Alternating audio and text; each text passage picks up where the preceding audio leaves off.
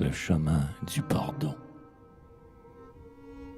Où courez-vous ainsi, pieuse jeune fille, qui passez deux à deux sous vos coiffes gentilles? Ces tabliers de soie et ce riche cordon disent que vous allez toutes quatre au pardon. Laissez-nous poursuivre notre route, jeunes gens, nous allons vous aller sans doute.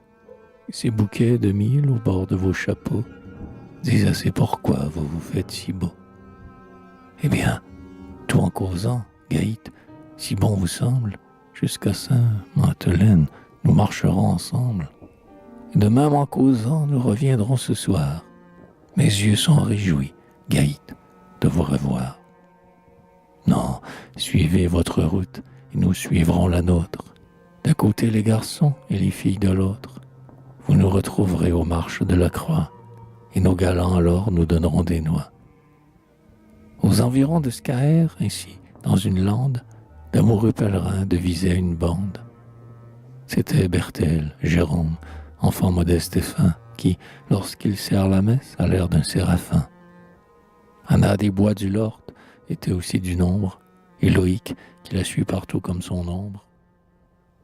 Moi-même, à ce pardon, j'allais vêtu comme eux. Pourtant, mon costume, il manquait les cheveux, si bien qu'en traversant cette lande embaumée, quel est donc celui-ci qui revient de l'armée? Disaient tout bas les gens. À sa taille, à son air, c'est celui qui est parti pour Ronan, l'autre hiver.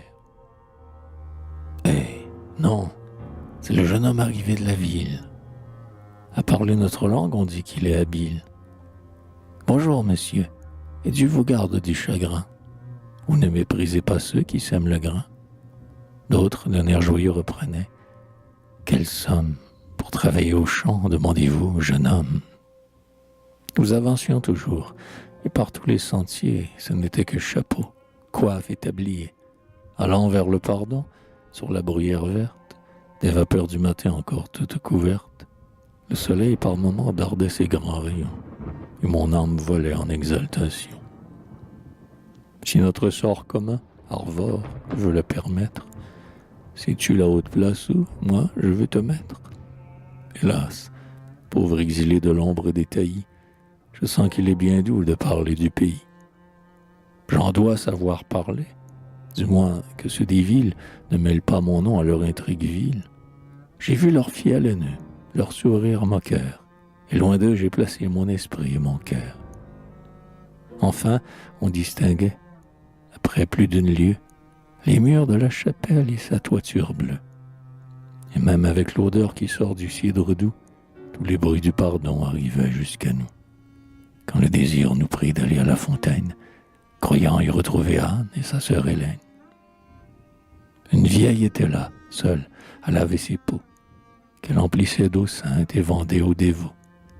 Elle s'en vint à nous disant, c'est pattes nôtres, et de mes cheveux courts, dupes comme les autres, la pauvresse ajouta, je le vois dans vos yeux, vous revenez de France avec un cœur joyeux. Avez-vous retrouvé chez lui votre vieux père? Celui qui vous aimait, vous aime encore, j'espère. Désormais au pays vous passerez vos jours, et vous épouserez, jeune homme, vos amours. Trompé à mes habits et par cet air de joie, que la gaieté d'autrui par instant nous envoie. Mère, ainsi vous parliez, hélas, et dans Paris, l'histoire de ce jour, tristement je l'écris.